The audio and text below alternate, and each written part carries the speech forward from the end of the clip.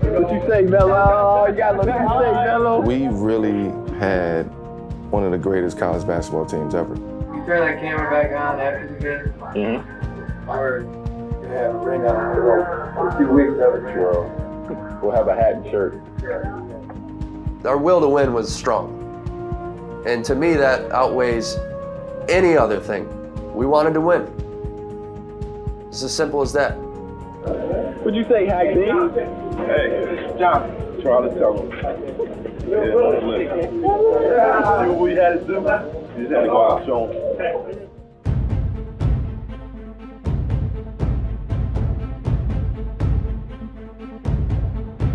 Welcome back to New Orleans, everyone. Delaney with a three.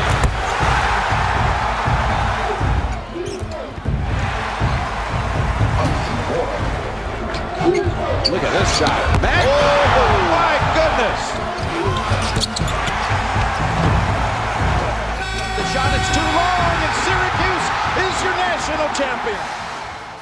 You know, all these years later, you know, when you talk to these guys, it's, you know, those memories come back right away. I remember how everything just was coming together for us, right? And the way we started was just like, man, we just gonna go ahead and have fun. Nobody believed in us.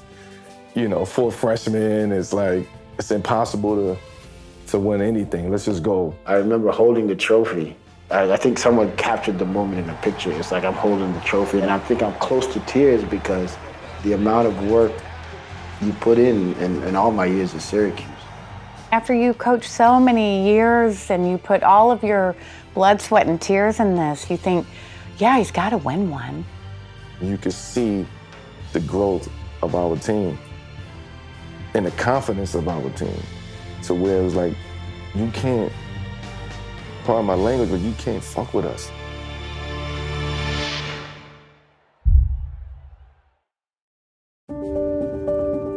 Tennessee has upset 7th-ranked Syracuse. Villanova has come in and gotten the job done. 23 and 12 now as they play the consolation. Once you get over the shock of not getting into the NCAA, you get the feet under you, you get back, you're not putting the balls away, and you really build. How often have we seen teams leave this and be better the next year and get into the NCAA? It was probably the worst ending to a season in all my years there. The previous year ended with an NIT appearance. They did make it to the Final Four of the NIT, but this is not a program that's used to going to anything other than the NCAA tournament. Autry driving, spinning, and hitting. Get an easy one. Wallace likes it at the top of the key. I remember the NIT loss to Temple. Coach Boeheim just laid it on all of us, but mostly on me. And I vividly remember him just, what's gonna happen next year? I remember we was like, nah, don't worry about that, you know. We got some dogs coming in next year. We're gonna be just fine. Just get to work. Just get to work. And that's what we did. And he brought in some dogs, and Hop brought in some dogs, and these guys, you know, lived up to what everybody was saying about them. Anthony on the drive. Took his man with him and backed it in beautifully. Tell you, just got a marvel, and he's smiling all the way. Jim rarely travels for recruiting purposes during the season. And Troy desperately wanted him to see Carmelo Anthony. First time I saw him, he was playing in a JV game as a 9th grader at Townsend Catholic. He's about 6'2". I'm good friends in Baltimore had told me about this kid had a chance to be good, and he had to look that, you know, he had a chance to be a pretty good player. The more I saw him, he would always just give me pointers like, man, you should fix that, man. You know, you should smile more, man. Sophomore year, he had grown to be maybe 6'5", but every time I went to see him, he just kept getting better and better. And I kept telling Coach, I was like, Coach, you gotta come see this kid. I think we can get him, but I need you to see this guy. Went down to see Carmelo, and that was a good decision. So we fly into Baltimore, we're gonna pick up Coach, and then we're gonna drive to the game. We pick up the coach, and we're driving, and Weave's just going, you know, he likes to say, wait till you see like this kid Melo. And I said, Weave, how much is he better than Matty Walsh? Like seriously, how much better is he? And he goes, Matty Walsh, Carmelo Anthony. warm-ups, coach was looking like, that's the kid? I was like, yeah, that's him, coach. First 5 minutes, he hits a three, hits another three, gets a dunk. Coach turns and said, should have been had me down here. He said, we can win the national championship with this guy. My whole family was St. John's fans. Growing up in New York, it was either Syracuse or St. John's, and the family was split. It was just, that's how it was in my household. And you look at the games and it's like, oh, you're playing in front of 30,000 people. I gotta go there. Like, it's just, I have to go there. And the minute that Troy Weaver started to recruit me, it was like, I already knew it. That was my lead. I was committing to Syracuse. Here's Anthony, look out. Oh, big dunk. Carmelo may want to save some of those for that big orange country up there. It was definitely an optimistic start of the season. We have a McDonald's All-American in terms of Carmelo Anthony.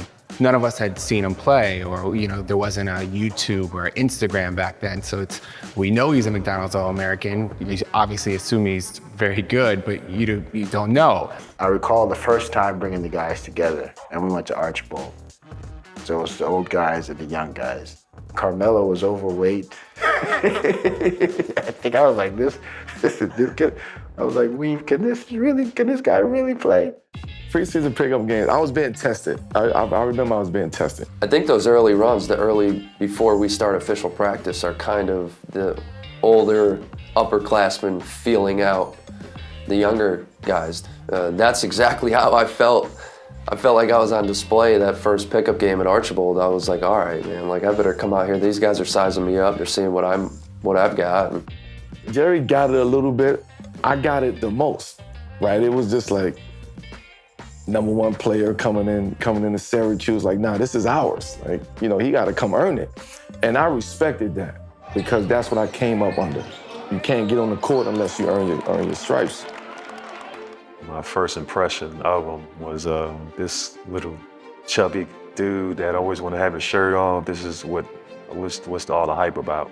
He didn't walk around like a superstar or a potential guy that's going to the NBA.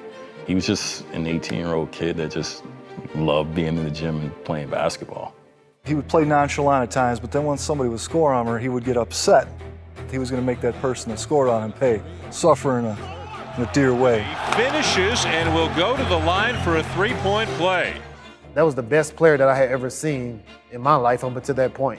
I called my father immediately, and I'm just like, this guy's incredible. He's an incredible player. We had Quet Dwaney, who's as good a defender as we've had in our program, long, athletic, smart, competitor. And Melo just got wherever he wanted. I remember just being blown away by obviously all of his skills. I remember going home that night to my brother. I said to him, I go, without a doubt, we're going to the Final Four this year. I go, this kid's amazing. The next day after that game, after that pickup game at Archibald, I remember going to the Syracuse basketball office. And I went into Weave's office because I knew Melo was his guy, and I go, man, we played yesterday at Archibald, and I go, Melo's different. He goes, you should tell Boeheim that. I was like, Coach, we played yesterday at Archibald. I go, Melo is something else. And he gives me that kind of sarcastic, smirk, like, yeah, I know. But then right after that, he goes, wait till you see Gerry play. The Mac attack cooled off in the second quarter. Instead of 21 points, McNamara scores 20. That's right, 41 points at halftime for McNamara and finishes with 55 points. Unbelievable. We went out and played an unbelievable team tonight.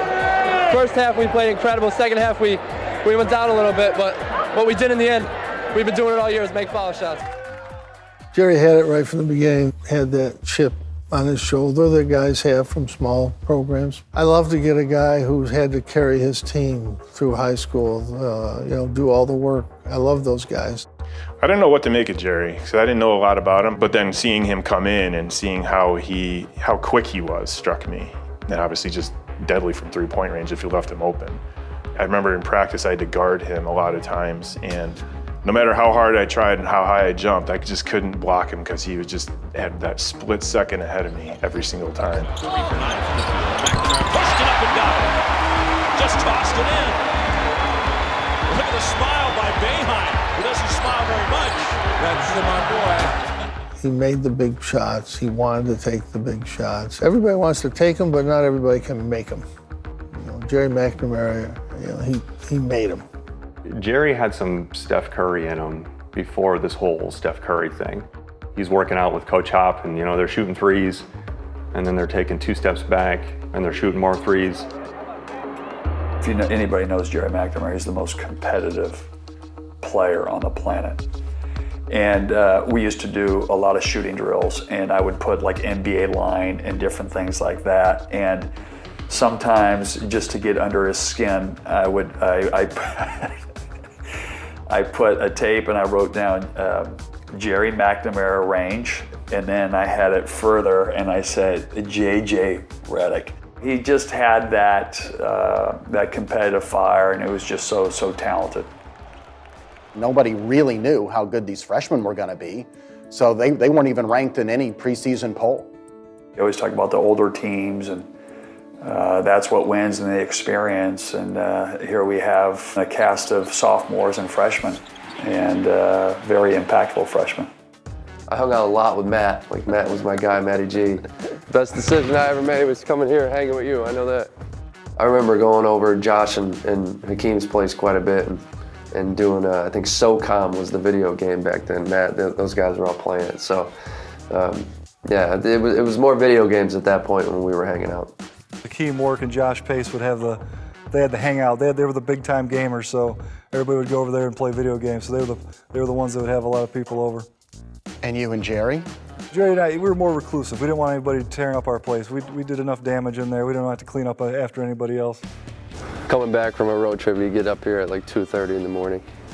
Yeah, we'd immediately start cranking the music at about 2:30 on a Tuesday night. Win or lose, it was going to be a party. So, those 8 o'clock classes were a little tough to get to the next day when you're going to bed at 6, but we made it happen. We were there. Yeah, I don't know if I'm supposed to say this, man, but we did a lot of team bonding, a lot of Marshall Street days and nights. A lot of turn and stone nights where you just, get off campus a little bit here. But we used to go to the mall a lot. We go to Carousel a lot and just hang at the mall. And you could find me in Wegmans like every day. That was just my spot. We would go to Gary Hall's house, and his parents would cook us food, and they had 4-wheelers and they had horses.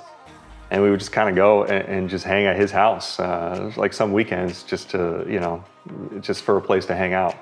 You play a little football in his yard because, you're cramped up on South Campus. You go to Gary Hall's house and it's like, you look and it's like just mountains.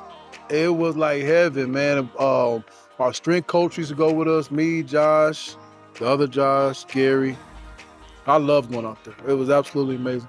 We'd go to Apple Orchard, ride for miles and miles and miles, ride till we tired, and then go to work the next day. There was a lot of excitement leading up to the Memphis game because you had this young team, but it wasn't the buildup that you see for a lot of those early season games. Neither team's ranked. But you did have John Calipari on one sideline and Jim Boeheim on the other, and you did have this freshman Carmelo Anthony, and it was the Garden.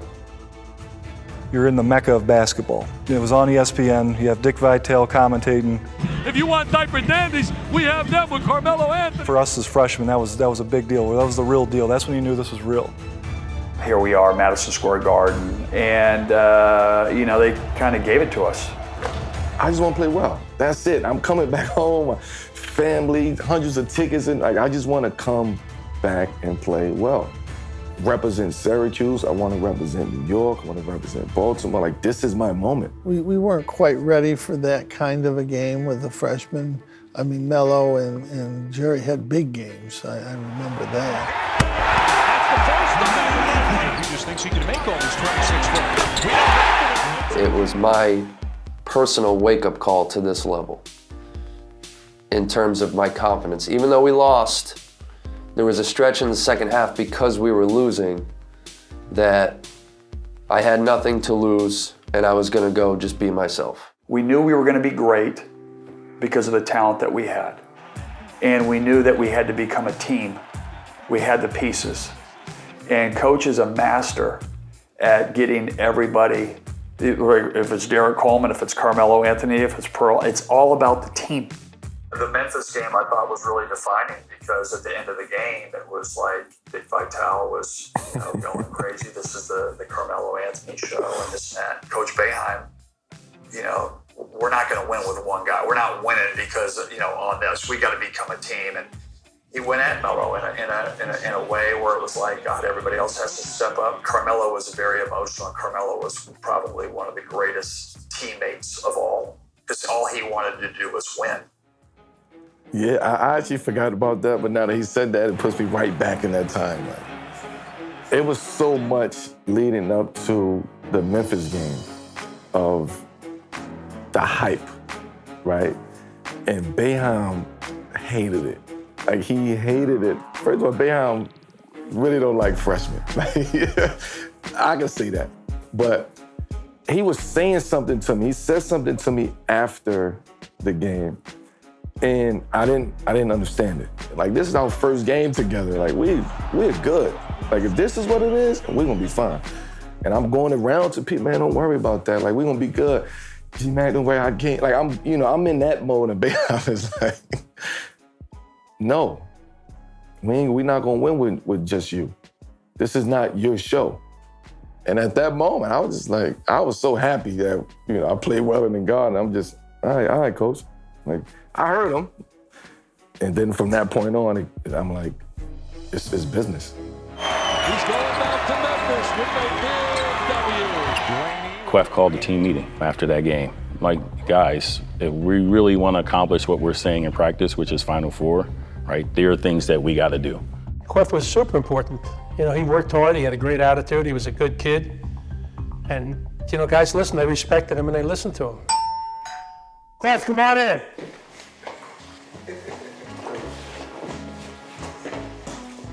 How you doing? Well, I thought by now you'd have gray hair. I hadn't seen you in so long. And I told him how lazy you were and you didn't work hard. He's the only guy I knew that only had 2 classes in wine testing that year. I may have taken a wine tasting course. I had my degree. I achieved what my parents wanted me to achieve. I was a stable young man at that, I guess as you can be at 22. And they all called me Grandpa. When I think about that now, I was 22 years old and I was getting called Grandpa. But these are all young guys. I've seen other guys who were battle-hardened, so I knew what they were going to face. Jim always had somebody that he got on. And that year, it was a few people, but Queth was the leader of the pack. So he was on Queth a lot. Why was that? Jim always has somebody that he gets on. It's always 1 or 2 guys. He was our leader that year, 5th-year guy, and handled coach as well as any player to this day, being around this program, handled coach as well as any player I've ever seen. I learned to wear it as a badge of honor. Like, here we go again. But as long as I was playing and I got the time, I didn't mind it. Earlier on, I thought the guy just didn't like me. I always thought why is he, I didn't even do anything. I'm not even on the court. Why is he yelling at me? I don't know, I've never heard him talk about it. Queth was a very talented 6'6" guy that didn't play with the fire that he needed to play with. I just think it was his makeup. I know his brother played at Wisconsin, and Dick Bennett, the great coach at Wisconsin, said to me, how do you get him to play like that? Because his brother won't do that. And I said, I'm not really proud of it, but I was probably on Queth more than any player I've ever coached. Hakim Warrick and Chris Bosh. The jump, and it's run by Warrick of Syracuse. The Syracuse players were ready for this game. They had been focusing on it ever since the loss to Memphis. They had won 5 in a row. They knew Georgia Tech was a name program, coming in with a freshman like Chris Bosh, and also Georgia Tech had beaten Syracuse the year before. So the players had this one circled on their calendar. The Georgia Tech game is Chris Bosh, Jared Jack, a top team coming to play in the Carrier Dome. There's going to be 30,000 fans. It will be the first big Carrier Dome game that Melo and Gerry play in. The buildup was there. our guys were chopping at the bit, and Andy Katz came out with a top 5 ranking of freshmen in the country. And Carmelo wasn't on it. That set him on fire. He and Hakim, the first 7 minutes of the game, they just dominated. It was over. Troy Weaver used to come and knock on, he used to knock on my window, knock on the door, 6 o'clock in the morning, it's cold, I've never worked out at 6 o'clock in the morning, ever before. So it was me, Quef, and Hakim every morning. And you could just see Hakim, like, wanting to come out the shell, like, wanting to come. And then I'm just like, Hakim, man, like, Hack, you the best. Like, you gonna be the best power forward in college. Like, I don't care about who they got over there and who they got over. No, you the best. So you gotta believe you the best. He started getting better and better to the point where we be in workouts and he just start doing things. And I'm like, damn, where'd that come from? But you can just see him blossoming. That was just his confidence growing. The overall feel of where we were as a team, I was like, man, we're good. We're really good. Final score, the Orange with 92 and Georgia Tech 65. Syracuse had to play the first 12 games without Billy Edelin. So the Georgia Tech game and the Memphis game, these are 2 big games on the schedule that they're without the guy who was probably going to be playing the point for them until he got suspended for the first 12 games of the year. We didn't know. He didn't know. We were practicing as if he was going to be the starting point guard. Billy Edelin had played in a men's rec league the previous summer, and that's against NCAA rules. The ruling with Billy was extremely tough. We fought through it. More importantly, Billy fought through it. Billy's a resilient kid. Billy was one of those guys, he just had to get through it. And I think he learned a lot. And it made him tougher, knowing that when he got on the court, that's exactly how he took it and that's exactly how he played. I mean, it was a crazy decision that he had to miss 12 games. I don't know how he got through it, but he came in and played just like had played for 2 years or 3. He just knew the game that well. He was a transformative player in a lot of ways. We always called Billy, hey, he had the old man's game, but he was almost like a Marvel superhero. He was able to slow down time and then see and be able to make passes, distribute the ball, and get things, run the offense, and defensively been great. So having Billy back was a huge part of that success. Matt's the man, that's all I can say. I always like Matt.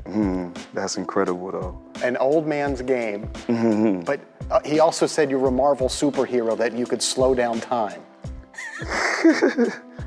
That's funny. That's funny. I don't take that as an insult when they say a Marvel superhero. I don't take that as an insult. I don't know, I think you should just play your game, to me. You all right, do you need a break?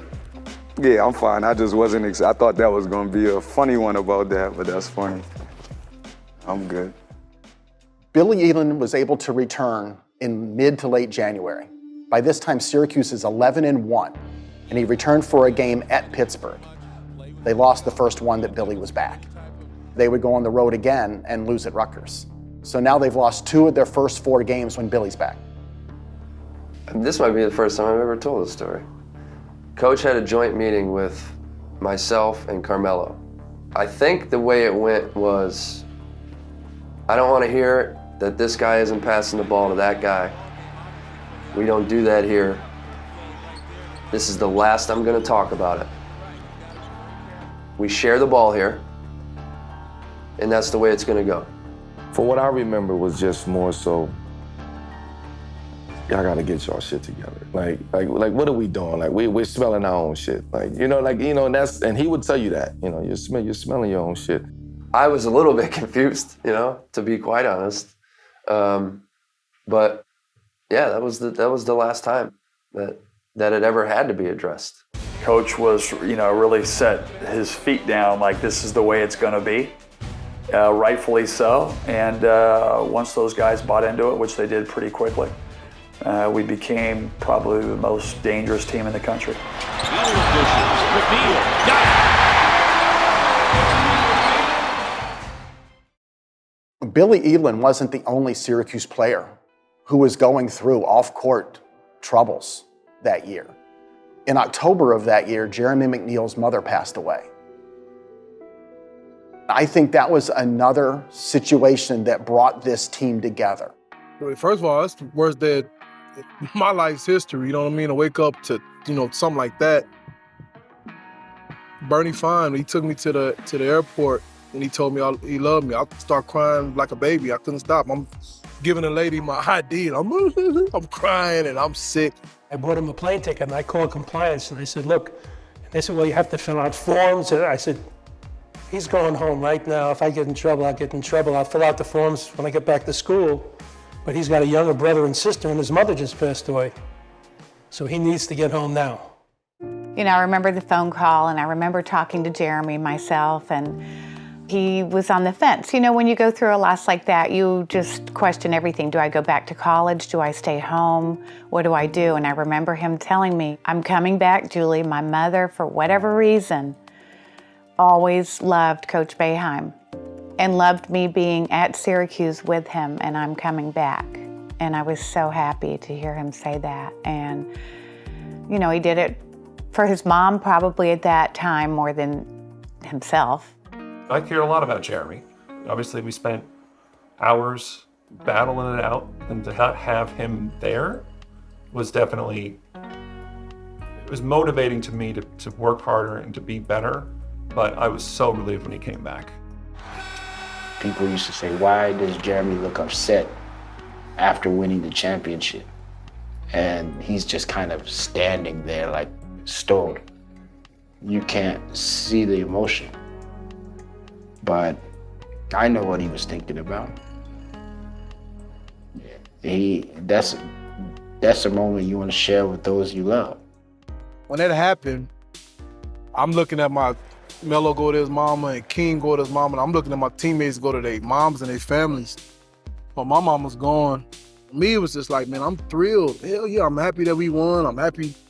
I'm part of it. I'm a champion. You know what I mean? Doesn't get no better than that. But just to see them guys go hug their mamas, I'm human too. You know what I mean? Jeremy is one of my favorite people. Jeremy was super talented and was like a top guy coming out. Him and Melo even bumped heads early on a little bit. We had a terrible relationship at the beginning. I didn't understand it at that point in time, that you was really testing me to see what type of man I was. There was a lot of going back and forth with me and Jeremy, a lot of cursing out in practice and fights about to happen. And after his mom passed, I went to him. Mind you, me and him never spoke prior to that. I went to him and I was like, yo, man, I just want to let you know, I'm here for you. We teammates, I'm here for you, man. That's important. I remember the demeanor change in Jeremy after that. Prior to that, he was a very hard-headed, get out of my way, kind of like ruffled people's feathers. And, through tragedy, I think he realized the importance of people aren't around forever. And it changed his personality significantly. One of the big games of the year and kind of a unique time in the year was Michigan State. It was that non-conference game that kind of sticks out. That flight to Michigan State was bad, like scary bad, I think. I don't like flying. I like traveling, I don't like flying. I like getting to the destination. But it was a flight like that I remember thinking, like, this is why I hate to fly. We just started dropping. We hit an air pocket. I remember that one. That was spooky. The two calmest people on that flight, one was my fellow great walk-on, Randy O'Hara. The other calmest person on that flight is Coach Boeheim. Just like this, reading his book, and we'll get a drop of 500 feet, and he'll look around. I read on the plane. When I get on the plane, I read. Probably the only time I read. I read a book or two every trip, because I'll read from when we start to when the trip gets back here. That way I don't have to think about anything else or worry about the weather. I think that was a rough flight, but I just get into the book and read it, and that's it. Like, it was impossible to play at Michigan State. Man, This is a TV game, this is a showcase game, this is prime time, like everybody's watching. I got to show up. It was an afternoon game. We have our team meeting, and Andrew Cowie hands Carmelo the school newspaper. And Alan Anderson said Carmelo was just like any other freshman, and he was gonna lock him up. I wasn't sure that Carmelo was going to be checking the student newspaper, so I thought I'd take it on myself. Maybe as a way to needle him, I'll make sure he gets a copy at it and sees what was said by a well-known player for the opposing team. Carmelo left that meeting seething, so much so that he forgot his shoes. I forgot my sneakers, man, and it was a zoo. I was so focused on playing in these sneakers that I forgot them. And I get to the game and I'm like, oh, lock them. I'm like, oh. They're like, come on, where you stay? I'm like, yo, where my sneakers at? I really wanted to play in those sneakers that I was supposed to play in because it was a primetime game. It was like, I gotta look good out here. He was so fired up because of, Alan Anderson's quotes. He went to work on Alan Anderson and the rest of that team. I remember walking away from the Michigan State game thinking like how important that was for Hakim. Like for some reason, I just felt like Hack had a really good game and a really tough environment. To be able to go on the road and win at Michigan State was a tall task. The usual routine on Selection Sunday is that reporters go up to Manley Fieldhouse, and we would all cram into the sports information offices there and watch on a small television to see the selection show. Meanwhile, the team, the players and coaches, were all at the other end of Manley Fieldhouse, watching in the players' lounge or the locker room there to see where they were going to be sent. I thought at number 3, that was a favorable seed for them. I remember Carmelo saying that when on Selection Sunday, he's like, if we get a 3 seed or less, we better tell everybody to get their Final Four tickets. We wanted a 2 seed, so we knew that we wasn't gonna get a 1 seed. Syracuse, man. Here's the opening tip. Flores takes it for Manhattan. That Manhattan game, I don't know why, I must have had a stomach bug or something. I was throwing up, I didn't feel good.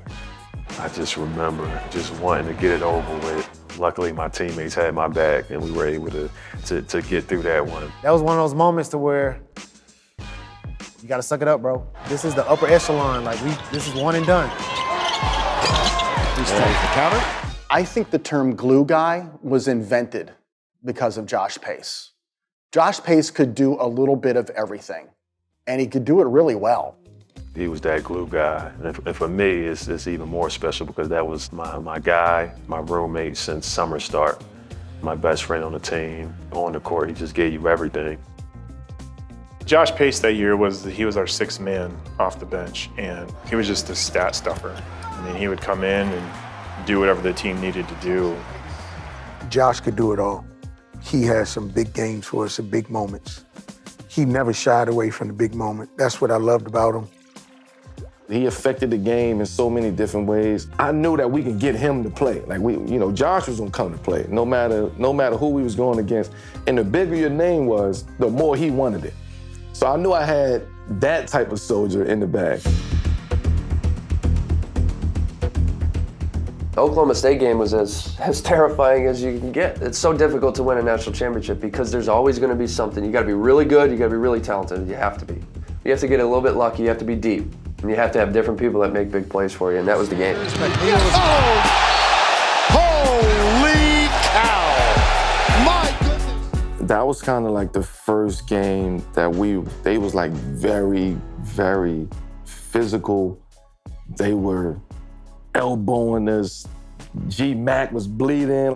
When Syracuse falls behind by 17 to Oklahoma State, Jim Boeheim makes a drastic decision. He takes out his starters and he goes with his bench. Billy Elam, Josh Pace, and Gerry McNamara come in and they play huge roles in an amazing comeback. Coach has a great mind to see those moments where, okay, I know this is what I normally do, but I'm gonna just throw this out there. The funny thing about this is me, Billy Elam, Gerry McNamara, and others, we were prepared for that moment because Gerry and Melo had carried us pretty much all year, but that was the first real moment to where it was like, okay, we need something else. Here's pace, Wiener, got it. That's his game. He and Elam, terrific getting into the lane and knocking down that floater, and they put some pressure on. When you go down 17 in the tournament, NCAA tournament, it's like, this is over. Boeheim went to the bench, and those guys gave us a spark. I think we go into halftime down 6, and Boeheim goes berserk. TV breaks, this flying, it was like, you guys are playing like a fucking puncher. And it was like, you know how Boeheim is. And we all look at Hakim is like, yo, so he broke the TV. Like, Hakim is like that. And he walks out and he leave it up to us. Like, he just leave it up to us. And I remember Josh Pace saying something like, man, come on, man, we ain't worked this hard to go home today. Carmelo was off, maybe had 2 points, and we're at halftime, and he's in a rage, just walking up and down the locker room. I'm not going out like this. I'm not going out like this. I can't leave. I'm not going out like this.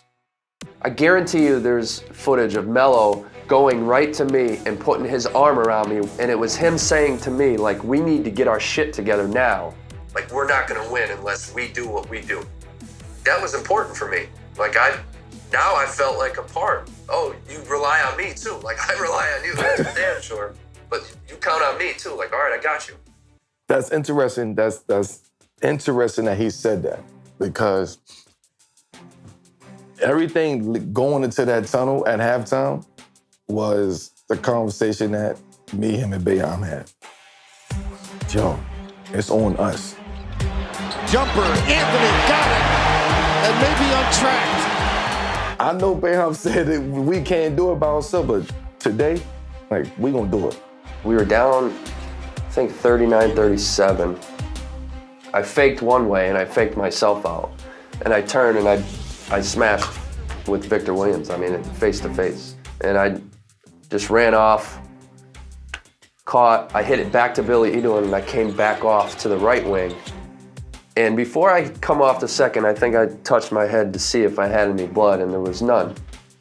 So by the time I came off the other stagger and I got a quick, clean look, caught, shot, made it, took the lead, place goes nuts. And right away I went like this, and there was blood. So right away, I was like, I knew as soon as I hit him, I'm like, there's no way my face isn't opening up. They couldn't find a smaller bandage for my head. Like, with all the medical advancements we have, we couldn't get a smaller bandage for my face. You ain't taking him out of the game. You ain't doing anything. My man is a stone cold, assassin when it comes to those types of things. Gerry McNamara had the guts of a burglar. McNamara spots up, goes for 3. How about that? You can't not be tough with the dad as a Marine. He's the best. I mean, he always knew what to say to me and my father. Always. Every step of the way. But yeah, that's where I get it from. Tough as it gets. When you're wounded in Vietnam, like, what am I not gonna be tough on the court? Like, that doesn't even make sense to me. He's always been my hero, so yeah, for me, like, that's how I'm gonna show my toughness to my dad, is how I play. There's no way we could have done this without him. There's no way we could have won this thing without everybody on this team. They had a couple tough games ahead of them. I knew Auburn was going to be tough in the Sweet 16. They had a great player in Marquise Daniels. And if they were going to be able to beat Auburn, you also knew Oklahoma was waiting. Matt Gorman had said something to me on Selection Sunday. When our bracket came out, he said, we could win the national championship. And I was like, what?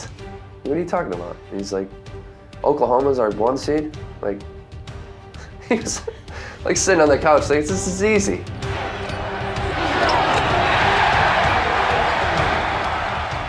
Carmelo hurt his back in the Oklahoma game in the Elite Eight, but we didn't realize how bad it was at the time. I just remember this so vividly, man. I'm running down the left side of the court, one of their centers just running right next to me, and he nails me. And I like fly into like the courtside seat or the scorer's table, and I'm in my back locked up on me. And I played the rest of that Oklahoma game. Luckily we all played great that game, and it was a blowout. Anthony, how fitting with the rebound. An Orange Sunday in Albany. Syracuse is heading for New Orleans. We thought that was going to be like the championship game to us. That was our championship game. And I got hurt, and after the game, I'm not telling nobody. Like, I'm just happy we won. So we go to New Orleans. The night before the game, my back locks, and I gotta sleep on the floor. My back is killing me. I can't move. And I'm telling Billy, Billy, I might not play. I might not play. He's like, man, stop playing, man. I was like, yo, man, my back, I can't move. He was like, yo, call the trainer. I'm like, yo, don't call nobody.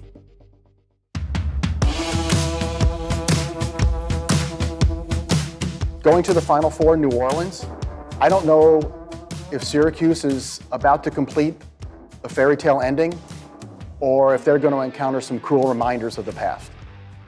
Jim Boeheim told me he has not given his team a history lesson about that last-second jumper Indiana's Keith Smart hit in '87 to ruin Syracuse's title hopes. He said, I like history exactly where it is, in the past. It was ironic that it was in New Orleans again. I mean, we just couldn't have written that. Superdome it's massive. I mean, you get out there, you're just looking up, and there were 72,000 fans there that game. You're looking up in the Superdome, you're going, okay, I think a Carrier Dome could fit in this. I mean, that's how massive it was, and that's how big it felt. These guys were so inexperienced in this whole journey.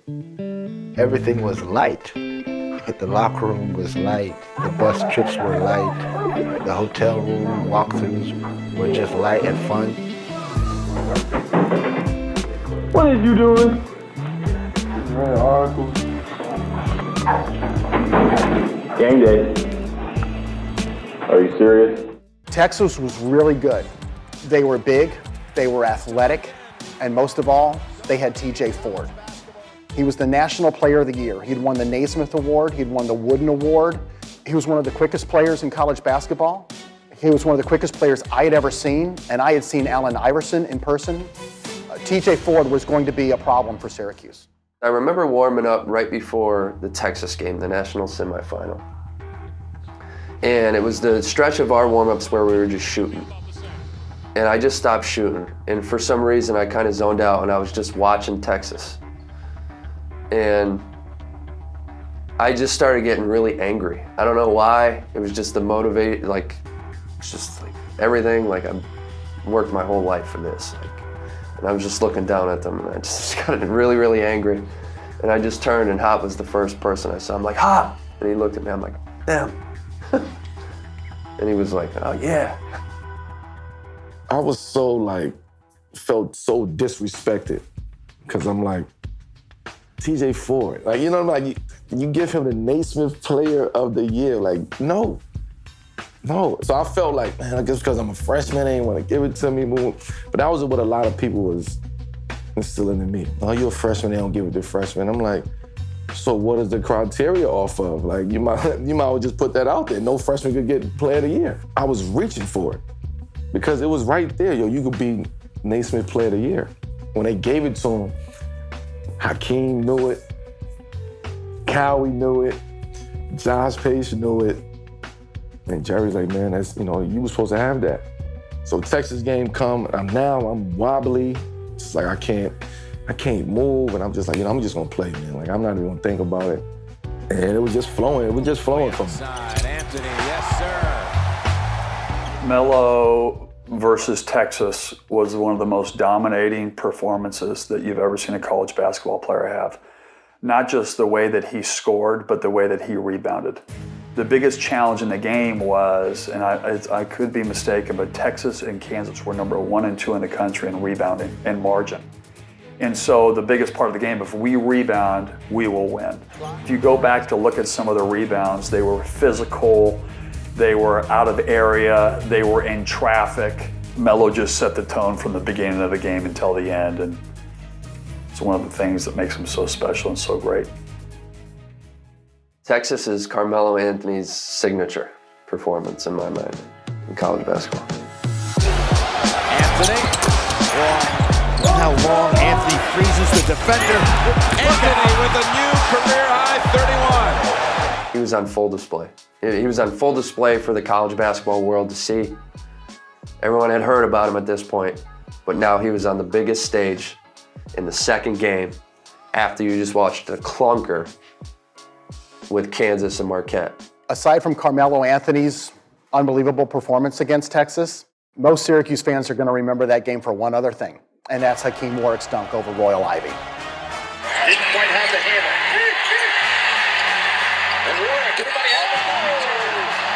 What a dunk! They're going to call the charge. Should have been and one. It's one of the greatest dunks I've ever watched in my life. Texas teabag? Should we just say it out loud? I mean, that's what people refer to it as. The Texas teabag. That is one of the greatest finishes in the history of college basketball. And you could see the reaction of our fans as well as our bench. That's when you know, like, we're not losing this game. That was pretty special. They called the foul on me, but they counted the bucket. So it was like, everyone was hyped, but everyone was confused. They didn't know if they counted or what was going on, or there was an and one. That was another turning point in the game because they were coming back and starting to make their run, and I think that kind of slammed the door a little bit back on them, and just was the exclamation point for us. I wanted the ball. I wanted to get a dunk in, and he took off on him. It was just I didn't know it was that bad till the pitcher the next day. And I was like, oh man, who wants to get dunked on like that? The second place team, nobody remembers. It's a great accomplishment to get to the final game. If you don't win, it kind of goes away. You really can't overestimate what it means to really actually win the national championship. My first season here was the 95-96 team, and that really broke me in. It opened my eyes to so much. Jim would visit me in Lexington, Kentucky, and I would say, wow, everything would be perfect if you coached here. And he would say, oh, no, no, no. And I didn't really understand that then, but now I get it because I used to be one of those fans. They're impossible to please. But I remember wanting that so badly for him. I was the one, I cried every day leading up to that Final Four after I knew we were going. You have to be good and you have to be lucky to win a national championship. I don't care what anybody says. It's a combination of the two. I thought we were definitely better than Indiana in '87. If Keith Smart doesn't make that shot, if we make the 2 one-on-one free throws at the end of the game, we're national champions. It happens. It was there all the time, every season going in. You think you got a chance. There's always an orchestrator to the band. And there's no one greater than Jim Boeheim in terms of orchestrating a team and building a team. And the guests of honor, the Syracuse Orangemen. Kansas was supposed to win the national title. They had a team that was a #1 seed. They had a team that had national title expectations all year long. Roy Williams had a great lineup. I thought Kansas was much better than us going into the game. They just beat Dwayne Wade and Marquette by about 50. I remember our pregame preparation for Kansas was pace. Pace, pace, pace, pace, pace. And it's no different than when Roy Williams went to North Carolina. It was all about their pace. The main way, and the only thing we really talked about in practice, was get back on defense. You cannot let Kansas run. They just ran right by Marquette. Me personally remember Boeheim of being super nervous. We really don't understand that we're about to go play the national championship. It was just a blur. Oh man, we got another game. We see Boeheim, and he's just erratic, just nervous, biting his nails, face red, and just moving around. Had eaten something, my stomach was upset, and Carmelo thought I was worried, and he said, Coach, don't worry about this, we got this. I said, I'm all right, I just don't feel well. And I remember going to Boeheim and saying, chill, I got this. And he was like, He was shocked. And I said, no, chill. I said, we got this. We got this. We were playing great, and I knew that Carmelo was going to be a big load for us. I remember specifically telling our staff, we need to make sure that they don't have a great night shooting the ball from three-point line. I thought we really did a pretty good job on Carmelo. Gerry's the one that just killed us. I think that the 6 threes, I just kind of got rolling. Melo created the first one for me, and I got a clean look, and I made it. I made the second one, and then I think the third one was the crossover, which was deep. I wouldn't take that as my first one, but I've made 2, so I feel really good about my shot. Both of them felt pure. So then after that, it was just like once I made the third one, it was like any clean look I get, I'm shooting it. G-Mac really showed him that it's not just a one-star show, and he just came out there and pretty much carried us that first half. If he doesn't have that first half, we don't win that game. It was just another McNamara moment. Stage was as big as it can get, and he just started off in fuego, like I got something to prove and no one's stopping me. McNamara with another 3. I'm still upset that I didn't do more offensively in the second half, because I would have liked to hit 8 if the record was 7, to be completely transparent. I don't think of my performance in the national championship as remarkable. I think of it as I was prepared mentally and physically, and I put all the work and reps in to make shots like that. Even though Syracuse had jumped out to an 18-point lead in the first half, Kansas was good. Kansas narrowed it down to 11 points by halftime, and you knew this game wasn't over. I was confident in my team and the makeup and the whole bit. I remember very vividly saying, we will be there to end. I promise you, guys, we got to play better. We didn't know it at the time, but at halftime in the Syracuse locker room, Carmelo Anthony was hurting. Halftime, I couldn't sit down. I had to stand up on the wall. Like it was bad to the point where I was telling him, yo, I might not play. Like it was that bad. And I'm glad I had guys on my team. Like, man, Melo, you bugging. Like, you gonna come all the way here and not play? So, I was playing all of that in my mind, but my back was done. Like it was done. I thought we played tremendous second half, except for we couldn't make a free throw. And that was the Achilles heel the whole game, but particularly in the second half. I actually had Craig put in a situation where I wanted him to foul. I knew it would be his 5th foul. We wanted to put Graves on the foul line earlier, and I really wanted to kind of get Hakim at center because he covers the corner more for our defense. And also Craig had just missed like 4 free throws really badly. He was mentally out in terms of shooting free throws, so I wanted him out of the game. And so when Hack was in, he played the center. When he got the rebound and got fouled, I was really happy. He's a pretty good foul shooter, and I really think he's going to make one of these. I've grown up a Syracuse fan, right? So I knew about 1987. And I remember Hakim going to the foul line. That's the only thing that came to my head was 1987 when we're on the bench. And like, here's free throws again. Here we are. I was at the foul line, a chance to ice it. And I shoot the first free throw, and it felt great. Goes in and out. So now, for that second free throw, I could feel it in my chest. You could tell there's an extreme nervousness to it. I never felt anything like this, and I'm just like, please just make that. I'm just like, just get it up there. Don't shoot no air ball. The second free throw that he took actually looked good, looked smooth, and it just goes in and out, and you just kind of drop your head a little bit, like, uh-oh. And we're all kind of on our knees watching the play develop from a Kansas perspective, but you're also like, you're doing 2 takes because you're looking at the time, you're looking at the play, like, this time is not moving fast enough. At the time, I'm playing center, and they're coming down with a chance to pretty much win the game. And I'm just thinking like, damn, I could have ended it. I got to do something. At the end of the Kansas game, Jim Boeheim put a lineup on the floor that we hadn't seen all season long.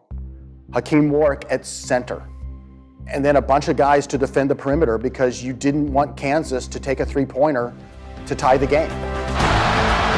Kansas has a shot. Miles to the right side. Heinrich to the top of the key. Heinrich with 4 seconds. Gives it up corner. Lee shot blocked.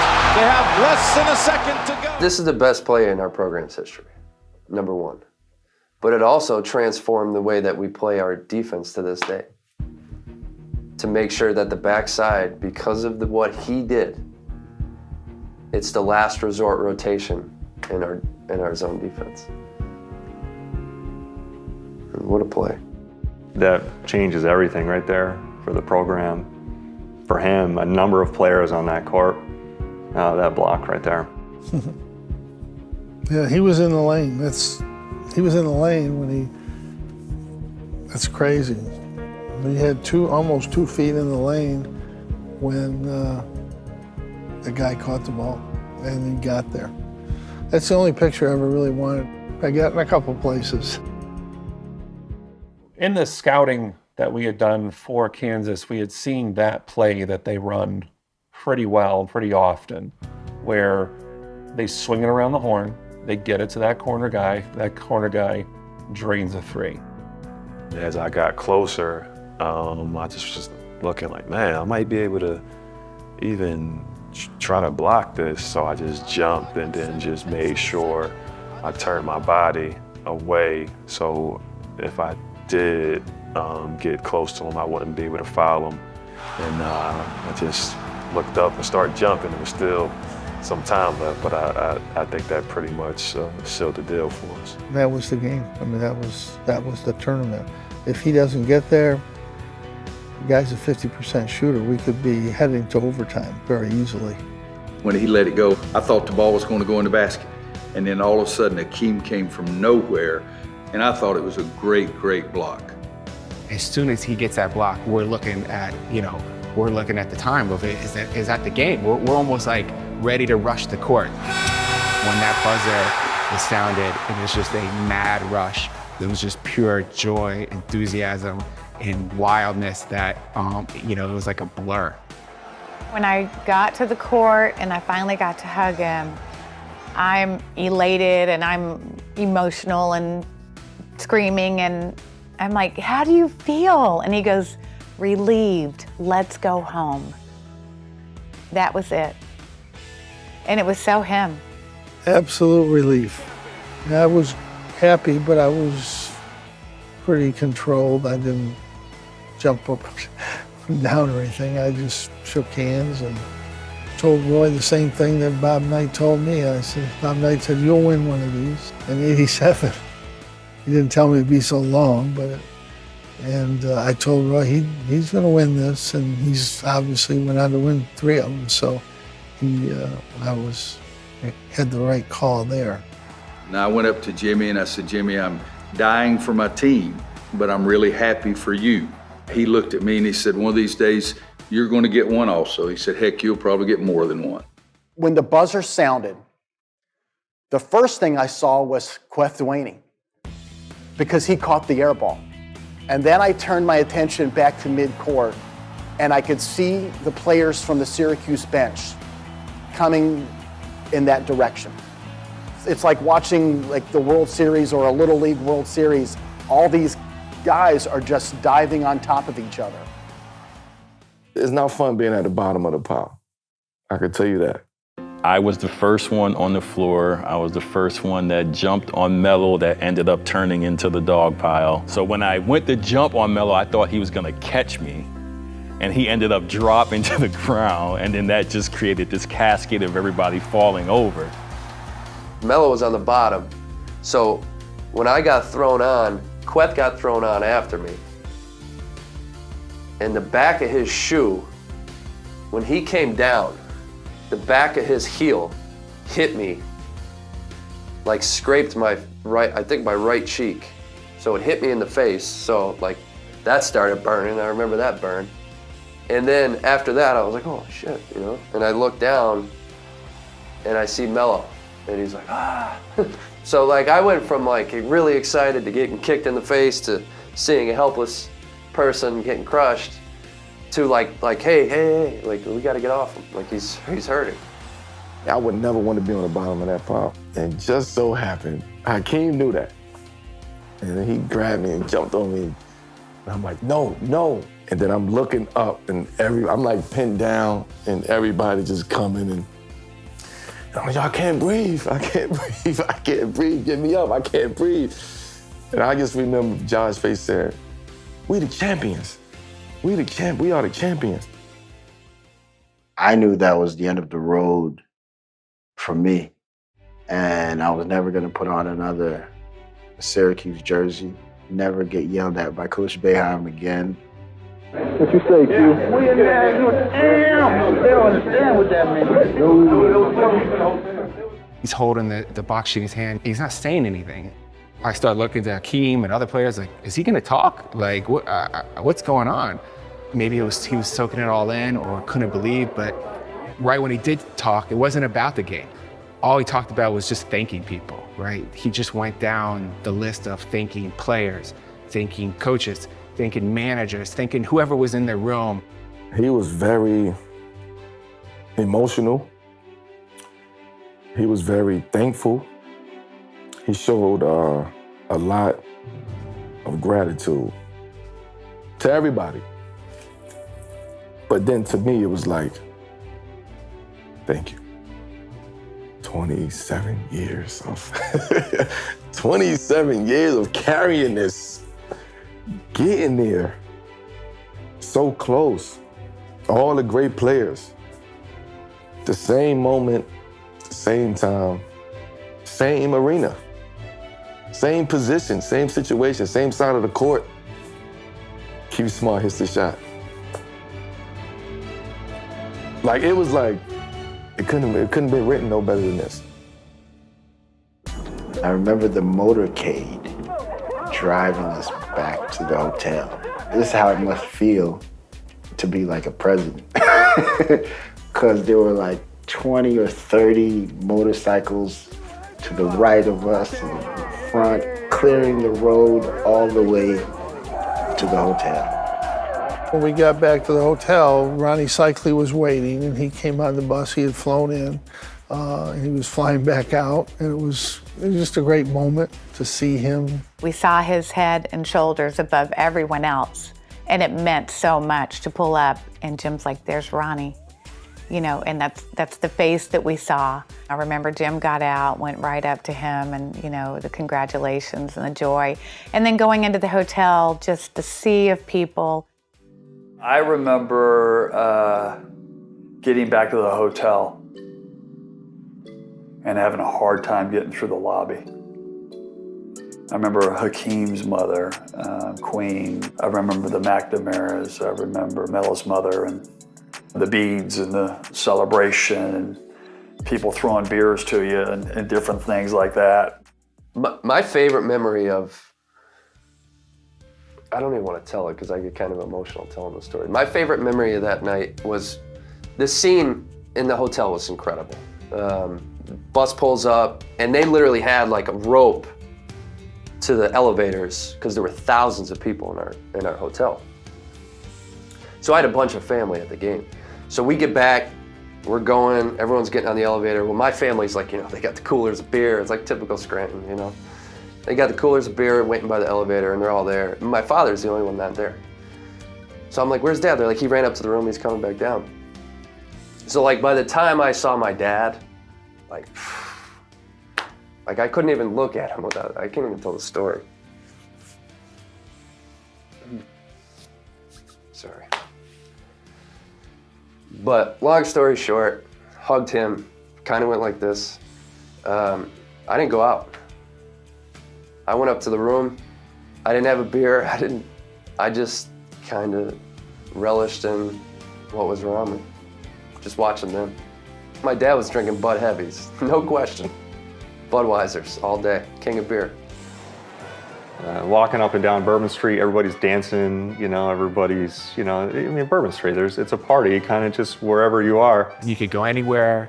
Anyone was gonna try to give you a shot to take, a national championship shot celebration. I'm not gonna say who did it, who didn't take shots, who wasn't 21 at the time, who was. It was a true kind of party atmosphere that thankfully no one got in trouble.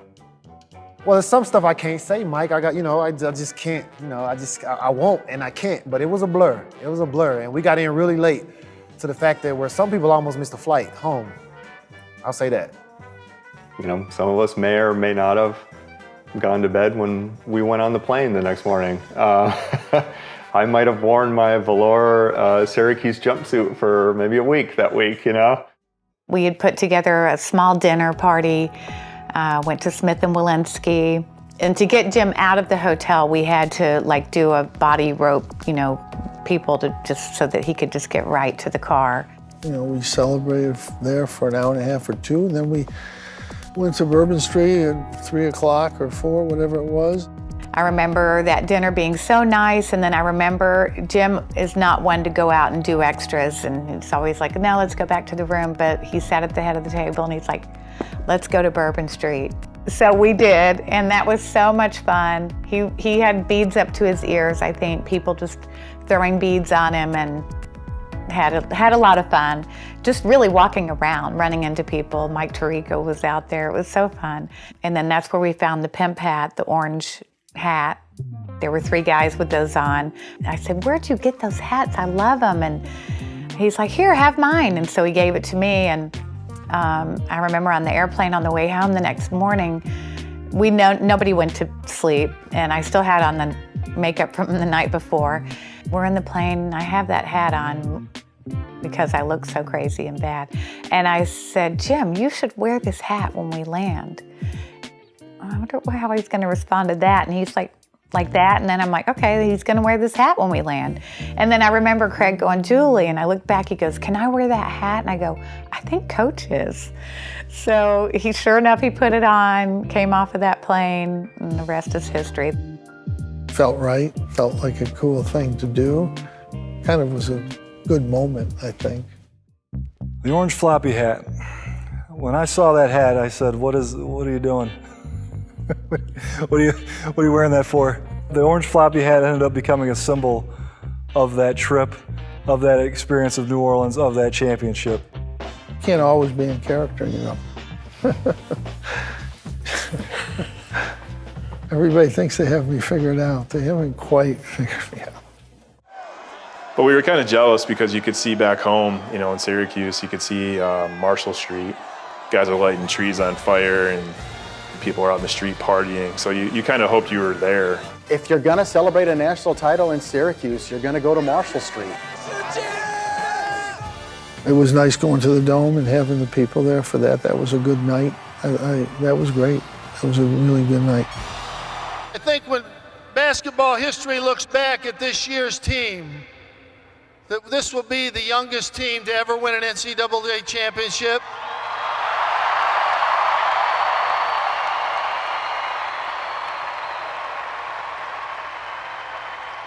And I honestly don't think there will be another team this young to ever win one again. I remember walking into the Carrier Dome, and they're like, 1 more year. Y'all keep chanting 1 more year. I thought you stay in school for 4 years, man.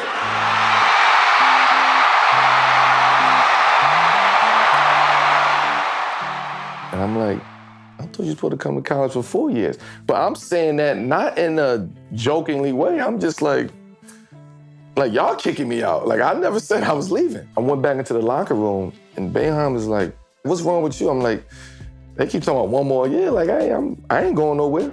And everybody's like, yo, you coming back? Like, I'm like, man, I ain't thinking about the NBA like that. Like, I know it's there, but this was my goal. My goal wasn't to make it to the NBA. And a lot of people say, oh, Melo is, he exaggerating, but no, I'm not. I went to Syracuse to be there at least 2 years. It was like, I'm going to college. I want to experience this. I want to go to college. I never thought about leaving after my freshman year. So when I'm hearing 1 more year, it triggers. Like, why are you kicking me out? So when I go to the press conference, I meet with Boeheim prior, and he's like, what are you going to say? I was like, I don't want to leave. I don't think I'm leaving. He was like, what? I said, I don't think I'm leaving. I said, I can't leave this. I can't leave it. And he's like, Let me tell you this. If you don't get your shit and get off my campus, me and you will have a problem. I better not see you back here again. And we go do the press conference. I'm here in front of y'all today to announce that I will not be coming back next year. I will be moving on to the pros. So. I think I started crying. in the press conference, because in my mind, I knew Boeheim really wanted me to get the hell off that campus, but I also knew what I was leaving behind. I had the teammates, everybody was at a press conference. I'm looking at them like, damn, like. They's behind me 100%. Even when I was down, they brought me back up. And when they was down, I brought them back up. We was like a family out there, though. I'm like, nah, like, Boeheim, I'm not, nope, I'm not doing it. And he's hitting me under the table. Like, he's got one arm on the table and he's like nudging me under the table. And he's like, basically, don't do it. Like, think about how many people ever came back and won 2 national championships. The Duke of Destiny has won it. For the first time in 2 decades, college basketball has a repeat champion. From a basketball standpoint, there's nothing else that you can achieve on this level. I said, man, TJ Ford got my MVP, got my Naismith Award. That's what I want right there. He was like, you'll have plenty more, plenty of more accolades and hardware, but this time, your time at Syracuse is done. It shows in team sports that the team is the sum of its parts, and did we have the best player in the country? Absolutely. But that doesn't mean you're gonna win. More times than not, the best player in the country doesn't win in college because it's such a team game. Pinnacle of college basketball to cut those nets down, and it's something that we always remember. It doesn't get no better than that. Mission accomplished. I think it changed my life because it taught me how to work with people and go after something that's bigger than yourself. Where does the national championship rank? It has to be number 1. And I say that because, yeah, the Olympics was great. I don't want to take nothing away from that. But I had 1 shot to get this national championship. It was 1 shot and 1 shot only. Olympics, I was there for 15 years. There's no me sitting here talking to you if I don't win that championship.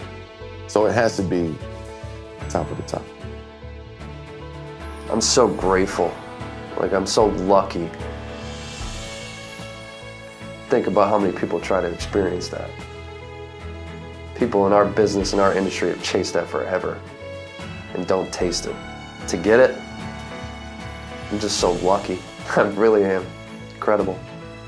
You have to win at least once to really feel like, okay, I'm good with everything that's happened. If I hadn't, I wouldn't feel good.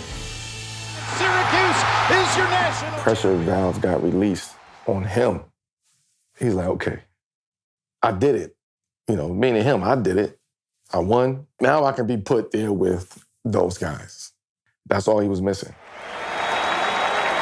And now, the 2003 Division I men's basketball NCAA national champions, Coach Jim Boeheim and the Syracuse Orangemen. That's why me and him will always be, have that relationship. I know what he wanted so bad for 27 years. I know what he wanted. I know. It was just a burden off him that allowed him to let me go out there and open my wings.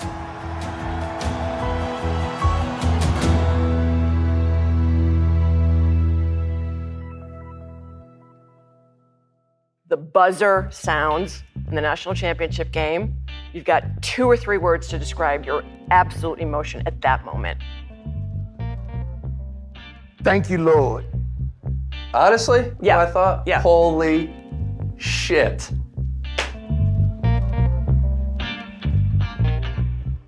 Oh my God. All right, sorry, we used to live here a long time ago. Yeah. How you doing? How are you? Sorry to creep your day out. Yeah. We still have the key. We'll be in now. I'm just joking. You're fine. You're safe. Yeah, you're safe. Don't worry. You're safe. Don't worry. No entries. There's actually cameras now. No B&Es today. Not when we were here. You could do whatever. I kind of feel like it's still kind of ours, though. You know. What are the chances? She's a little freaked out, but should be all right. She'll get over it. Probably made her day. After years of therapy.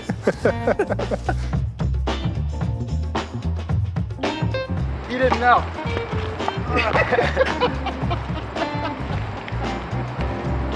I've always wanted to have you block one of my shots.